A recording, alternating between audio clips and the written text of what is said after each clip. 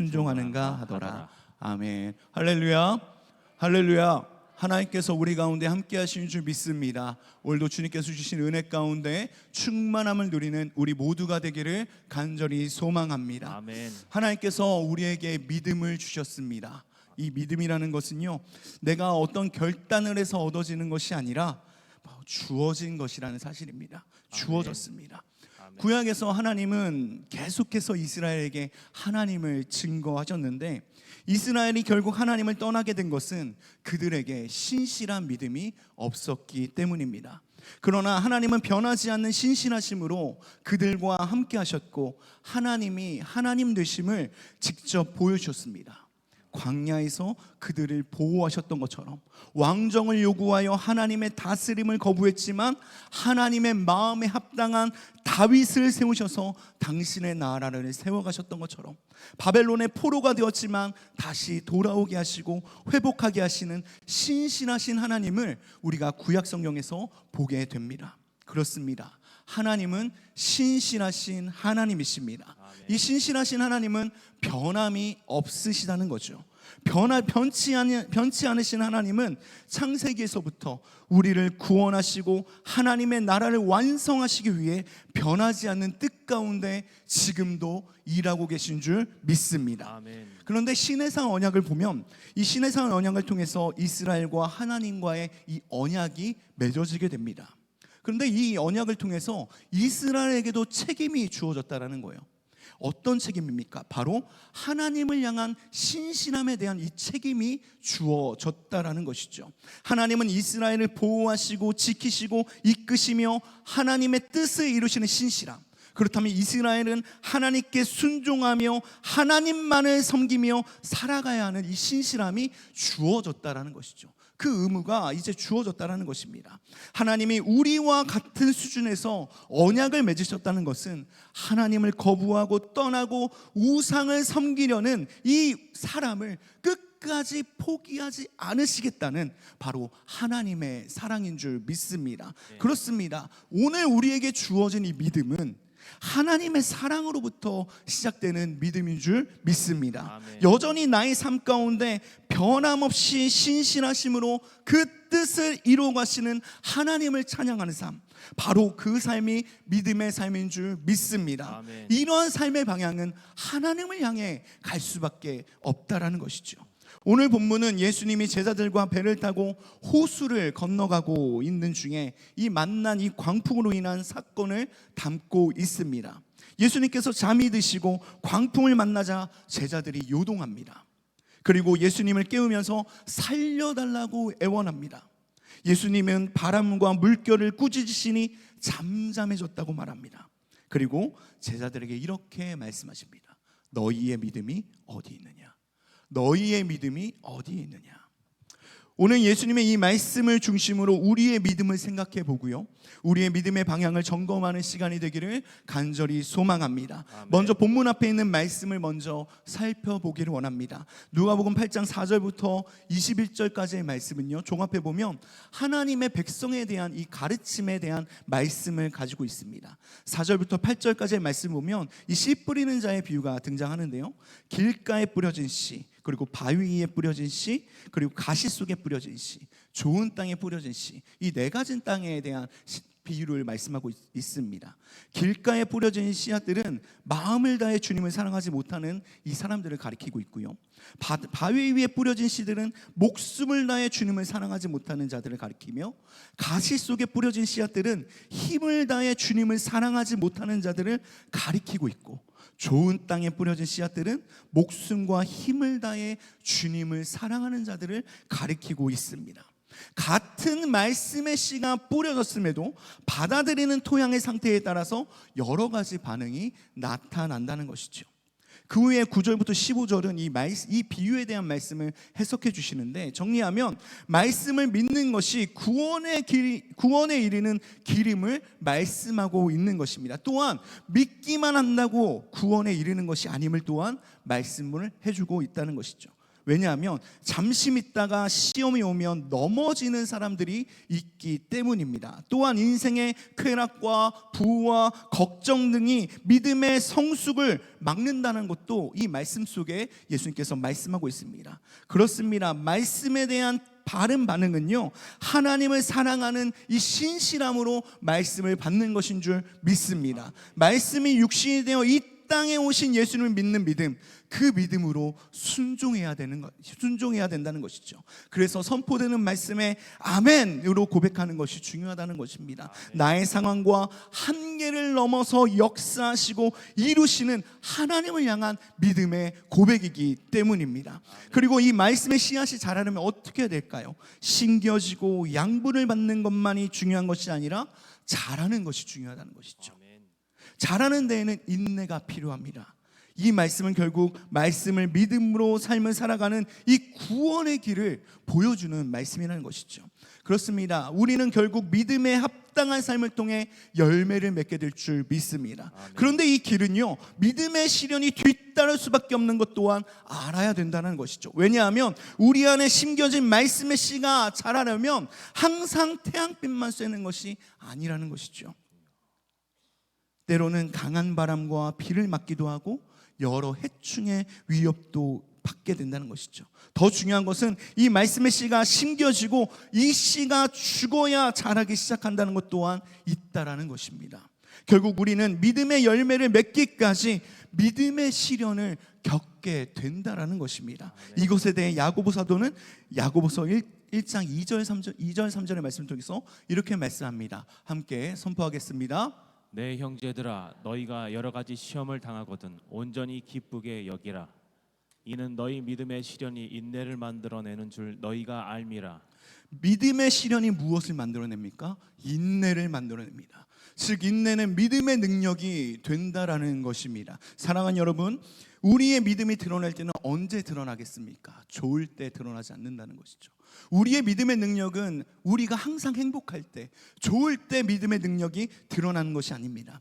가장 위기의 순간에, 가장 어려운 순간에 우리의 믿음이 드러나게 되어 있다는 겁니다. 얼마나 많이 섬기는가, 얼마나 많은 예배를 드리는가가 우리의 믿음의 질을 결정하는 것이 아니라는 것입니다. 아멘. 믿음의 능력이 인내로 나타나기에, 인내하는 가운데 하나님을 기뻐할 수 있는 높은 차원의 믿음이 우리 안에서 작동되어야 된다는 것입니다. 아멘. 오늘 제자들의 믿음이 이 광풍 속에서 보여지고 있다는 것이죠. 즉 야고보는 행함이 없는 믿음은 죽은 것이다 라고 이 선포의 가운데서는요, 우리의 믿음에 합당한 행위, 즉 이 말씀의 원리로 살아가는 삶, 더 나아가 인내하는 믿음의 능력으로 살아가는 것 또한 선포하는 것입니다. 그리고 이어져서 등불의 비유 또한 마찬가지입니다. 등불의 비유의 목적이 무엇입니까? 숨겨지는 것이 아니라 드러나는 것입니다. 숨겨지는 것이 아니라 드러나는 것입니다. 말씀을 깨닫고 믿음에 합당한 삶을 살아갈 때 있는 자는 받을 것이고 없는 자는 가지고 있는 것까지 빼앗긴다라고 주님께서 말씀합니다. 이 말씀의 뜻은 무엇일까요? 그들이 있는 줄로 아는 것, 바로 하나님의 백성이라는 그들의 지위를 가리키고 있는 것입니다. 아멘. 하나님의 구원이 등불과 같이 가리워질 수 없어 하나님의 백성 가운데 임했기 때문에 이제 어떻게 됩니까? 회개하고 돌아와야 하며 예수님의 생애와 사역으로 드러난 이 하나님 나라의 복음을 받아들여야 된다는 것. 아멘. 받아들여야 된다는 것입니다. 숨겨진 것이 아닌 드러난 하나님의 복음을 받아들이는 것이고, 그리고 그 믿음은 복음을 받아들임으로써 시작되는 것임을 누가복음 8장은 말하고 있습니다. 그리고 누가복음 8장 21절에는 이렇게 말씀합니다. 함께 선포하겠습니다. 예수께서 대답하여 이르시되 내 어머니와 내 동생들은 곧 하나님의 말씀을 듣고 행하는 이 사람들이라 하시니라. 그렇습니다. 말씀을 듣고 행하는 사람이 하나님의 백성, 예수님의 가족이라는 것을 말씀합니다. 다시 말하면 출생 성분으로 구원받은 백성이 되는 것이 아니라 하나님과의 관계를 통해서 하나님 나라의 백성의 이 공동체가 될 수 있다는 것을 말씀하고 있는 것입니다. 그렇습니다. 누가복음 8장은 하나의 흐름에 대해서 말씀하고 있죠. 바로 하나님의 백성에 대해서 말씀하고 있습니다. 하나님의 백성은 결국 하나님과의 이 관계 속에서 살아가는 사람들, 다시 말해 신실하신 하나님에 대해 신실함으로 복음을 받아들여 반응하며 살아가는 사람들, 그 믿음의 삶을 살아가는 사람들, 바로 이런 사람들이 하나님의 백성이다 라고 누가복음 8장은 말하고 있습니다. 이제 이어서 본문이 등장합니다. 이제 이어서 본문이 등장합니다. 이 말씀 이후에 제자들의 모습과 반응이 이 말씀에 적나라하게 보여집니다. 예수님과 함께 배를 타고 호수를 건너갑니다. 예수님이 주무시는 사이에 광풍을 만나 배가 뒤집어질 상황에 놓여 있습니다. 여러분, 이때에 제자들이 할 수 있는 최고의 선택이 무엇일까요? 이 배가 뒤집어질 수 있는 상황, 파도가 몰아치고 바람이 불어 배가 요동하는 이 상황, 이 상황에서 제자들이 할 수 있는 최고의 선택은 무엇일까요? 예수님을 깨우는 거 아니었을까요? 예수님을 깨우신 거 아닐까요? 왜냐하면 죽은 자를 살리시고 5,000명을 보리떡 5개와 물고기 2마리로 먹이신 예수님, 그 예수님께 주님, 우리가 죽겠습니다. 주님, 내가 죽겠습니다. 주님, 우리 좀 살려주세요. 이렇게 말하는 것이, 이렇게 요청하는 것이 여러분 잘못된 것일까요? 어찌 보면 이 제자들의 행동은 당연한 것으로 보여질 수 있을 겁니다. 당연할 것입니다. 왜냐하면 그들은 보았거든요. 예수님이 어떤 능력을 가지고 있는지. 그런데 이들의 요구에 대해서 예수님은 잠잠케 하시며 이렇게 질문하시죠. 너희의 믿음이 어디에 있느냐? 너희의 믿음이 어디에 있느냐? 예수님과 함께한 제자들은 예수님의 사역을 바로 옆에서 보고 경험했던 사람들입니다. 이 누가복음 8장 이전의 내용들을 살펴보면 예수님이 가르치시고 나병 들린 사람을 고치시고 중풍병자를 고치신 것을 직접 눈으로 보았던 사람들이죠. 그 가운데 예수님이 인상적인 말씀을 남기시는데, 중풍병자를 고치신 후에 예수님이 뭐라고 말씀하십니까? 죄사함을 받았다라고 선포하신 것이죠.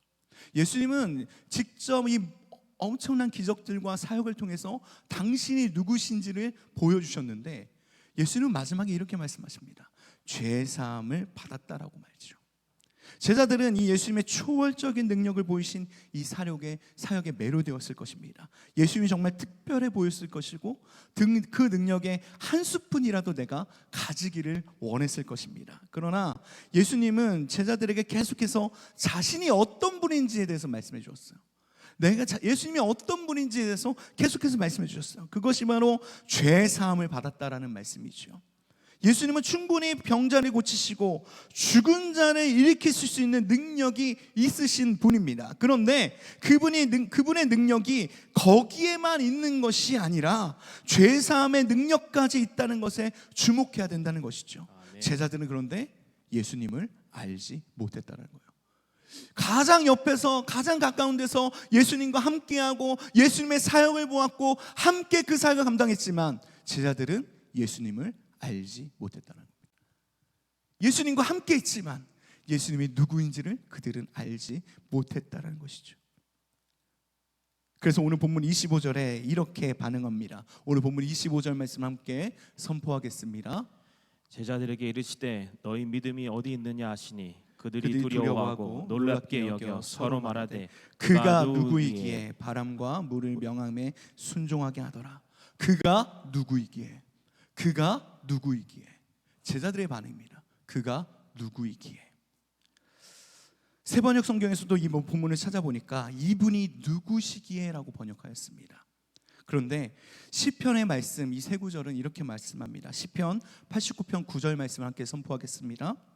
주께서 바다의 파도를 다스리시며 그 파도가 일어날 때 잔잔하게 하시나이다. 시편 65편 7절 말씀도 선포하겠습니다. 바다의 설렘과 물결의 흔들림과 만민의 소요까지 진정하시나이다. 시편 107편 29절에도 이렇게 말씀합니다. 함께 선포하겠습니다. 광풍을 고요하게 하사 물결도 잔잔하게 하시는도다. 여러분, 풍랑을 잠잠하게 하신 것은 세상을 창조하신 분이 누구인지를 가르치는 것이며 예수님이 누구인지를 말씀하는 것과 같습니다. 고대 이스라엘에서는요, 이 풍랑이 치는 바다는 종종 혼돈의 세력을 상징했다고 합니다.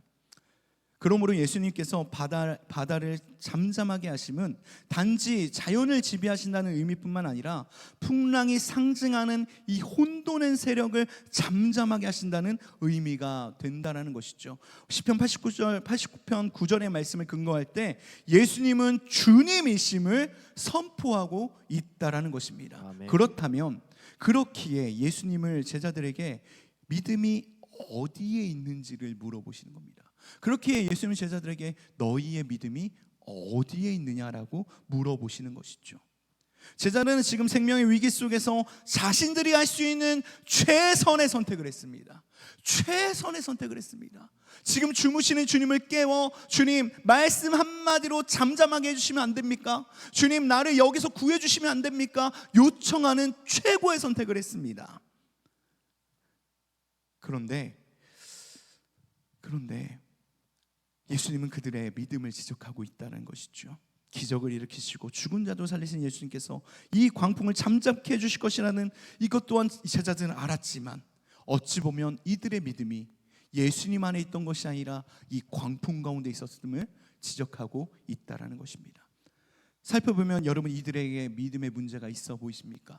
이들의 문제가 있어 보이나요? 당연한 행동과 믿음의 표현을 한 것 같지 않습니까? 그런데 예수님은 이들의 믿음을 지적하고 있는 것을 보면 이들의 믿음에 문제가 있다는 것입니다. 이들의 믿음에 문제가 있다는 것입니다. 여기서 믿음이라는 것은요, 예수님과 함께 있는 한 안전하다라는 믿음을 가리키는 것입니다. 풍랑이라는 위기가 왔을 때 제자들은 바다 위에 뿌려진 씨앗처럼 믿음을 잃어버렸습니다. 그래서 예수님께서 믿음이 어디 있느냐라고 물어보신 것이라는 것이죠. 그렇기에 예수님을 메시아로 믿는 확실한 믿음이 그들에게 없음 또한 볼 수 있다는 것입니다. 그렇습니다. 사랑하는 주의 몸된 교회 되신 여러분, 오늘 본문에서 예수님은 제자들 향해서 꾸짖지 않으셨습니다. 꾸짖지는 않으셨습니다. 예수님은 제자들을 위협하는 상황을 정리하시고 그 현상을 뛰어넘는 지혜와 능력을 가지신 분이 예수님임을, 그리고 예수님을 믿는 믿음 안에 있기를 원하십니다. 우리의 믿음이 현상에 있거나 경험과 지혜에 머물고 있다면 제자들과 마찬가지로 예수님을 오해하고 있을지도 모르겠습니다. 그렇기에 우리의 믿음의 본질과 방향을 점검해야 될 줄 믿습니다. 현상의 문제보다 더 큰 문제, 어떤 문제입니까? 우리의 죄의 문제, 죄사함의 문제를 해결해 주신 우리 주님을 바라보는 믿음이 우리에게 있어야 될 줄 믿습니다. 아멘. 그렇다면 우리는 흔들리지 않을 것입니다. 요동하지 않을 것입니다. 아멘. 하나님을 왜 강한 산성 요새라고 시편은 고백하고 있습니까? 흔들리지 않고 무너지지 않기 때문입니다. 아멘. 흔들리지 않고 무너지지 않는 강한 산성과 요새 되신 주님을 향한 믿음이 되기를 간절히 소망합니다. 아멘. 신실하신 하나님을 바라보는 믿음이 되기를 간절히 소망합니다. 아멘. 이때에 진짜 믿음이 드러나는 것입니다. 이때 진짜 믿음이 드러나는 것입니다. 내가 보고 싶고 보았던 것이 아니라 믿음과 본질과 방향을 돌이켜야 합니다. 그래서 사도 베드로는 오늘 우리를 이렇게 위로합니다. 베드로전서 1장 5절부터 7절까지의 말씀을 함께 선포하겠습니다. 너희는 말세에 나타나기로 예비하신 구원을 얻기 위하여 믿음으로 말미암아 하나님의 능력으로 보호하심을 받았느니라. 그러므로 너희가 이제 여러 가지 시험으로 말미암아 잠깐 근심하게 되지 않을 수 없으나 오히려 크게 기뻐하는도다. 너희 믿음에 착착 불로 연단하여도 없어질 금보다 더 귀하여 예수 그리스도께서 나타나실 때 칭찬과 영광과 존귀를 얻게 할 것이니라. 아멘. 우리의 구원은 결국 마지막에 나타나게 될 것입니다. 우리의 구원은 결국 마지막에 드러나게 될 것입니다. 아멘. 그 끝에 우리의 구원을 하나님께서 이루실 것입니다. 아멘. 그때까지 하나님은 어떻게 우리와 함께 하실까요? 철통 같은 보호하심으로, 철통 같은 보호하심으로 우리는 여러 가지 시련 속에서도 우리를 보호하시고 우리는 그 속에서 인내하며 찬양할 수 있을 줄 믿습니다. 아멘. 그 속에서 인내하며 찬양할 수 있을 줄 믿습니다. 아멘. 오늘 우리를 덮치는 수많은 광풍과 혼란이 있을 것입니다. 오늘 나를 덮치는 수많은 광풍과 혼란이 있을 것입니다. 그 가운데 혼돈도 있을 것입니다. 그때에 우리의 믿음이 바다에 뿌려진 믿음이 되어서는 안 됩니다. 그때에 우리의 믿음이 바다에 뿌려진 믿음이 되어서는 안 됩니다. 우리의 믿음은 그 어려움 속에서 작동하고 드러나게 되어 있습니다. 우리의 믿음은 어려운 가운데 드러나게 되어 있습니다. 아멘. 여러분, 향유옥합이 깨져야 그 안에 있는 향유가 흐르지 않겠습니까? 향유옥합이 깨져야 그 안에 향유가 흐르지 않겠습니까? 근데 그 옥합 안에 온갖 잡동사니가 있다면 어떻게 될까요? 그 옥합이 깨졌을 때 향유가 나오는 것이 아니라 잡동사니가 흘러나오게 되겠죠. 오늘 제자들의 믿음이 이렇다는 것입니다. 예수님을 모르기에 이들의 반응은 예수님이 행하신 능력에 맞춰져 있었던 것입니다. 그래서 주무시며 잠잠하신 예수님 향해 답답함을 외칠 수밖에 없었을 것입니다. 오늘 우리가 이 믿음의 길을 걸어갈 때 때로는 주님이 침묵하시는 것 같고 아무런 응답이 없는 것 같고 응답이 먼 것 같아도 오늘 이 믿음의 길을 걸어가는 우리를 하나님의 철통 같은 보호하심으로 우리의 믿음을 이끌어 가시는 그 주님을 바라보는 믿음이 우리의 믿음이 되기를 간절히 소망합니다. 아멘. 오늘 예수님은 우리에게 이렇게 질문하실 것입니다. 너의 믿음이 어디에 있니? 너의 믿음이 어디에 있니? 혼란 속에서도 그럼에도 예수님께서 함께 하시니 나는 안전하고 주님께서 침묵하시는 상황이어도 나는 믿음의 능력으로 인내할 수 있음을, 그리고 그 안에서도 찬양하며 나아가는 내가 되기를, 우리가 되기를 간절히 소망합니다. 그렇습니다. 믿는 자에겐 능치 못함이 없습니다. 믿는 자에겐 능치 못함이 없습니다. 아멘. 왜 그럴까요? 우리 주님께서 함께 하시기 때문이죠. 아멘. 베드로전서 1장 6절에 너희가 이제 여러 가지 시험으로 말미암아 잠깐 근심하게 되지 않을 수 없으나 오히려 크게 기뻐하는도다. 잠깐 근심하게 된다는 것은 무엇일까요? 우리에게 닥쳐진 이 믿음의 시련은 영원한 것이 아니라는 거죠. 지나가는 것입니다. 아멘. 다 지나가는 것들입니다. 아멘. 그렇기에 우리의 믿음의 방향은 어디로 향해야 됩니까? 여전히 변함없으시고 신실하시며 여전히 나를 철통 같은 보호하심으로 이끌어 가시는 그 주님을 바라보는 저와 여러분들이 되기를 간절히 소망합니다. 아멘. 오늘도 믿음으로 승리하는 우리가 되기를 간절히 소망합니다. 아멘. 함께 기도하겠습니다. 주님 감사합니다. 오늘도 우리가 이 아침을 깨워 주님 앞에 나왔습니다. 오늘도 말씀의 은혜를 주시며 또 기도하며 나아갈 때에 하나님의 충만한 은혜를 누리며 나아가는 우리 모두가 되게 하여 주옵소서. 주님, 수많은 광풍과 혼란이 하나님 우리를 덮치게 될 때, 믿음의 시련 가운데 있을 때에 하나님 우리가 요동하지 않을 수 있는 것은 주님께서 우리와 함께 하심을 믿기 때문입니다. 그렇습니다. 주님, 우리의 믿음이 현상에 머무는 믿음이 되지 않게 하시고 문제 넘어 우리의 가장 큰 문제인 죄사함의 문제까지도 해결해 주신 그 주님을 바라보는 믿음이 우리의 믿음이 되게 하여 주옵소서. 하나님의 철통 같은 보호하신 가운데 이 인내하며 주님을 찬양하며 나아가는 하나님 오늘의 삶이 되게 하여 주시옵소서. 이 모든 말씀을 원하신 예수 그리스도 이름으로 기도드립니다. 아멘. 함께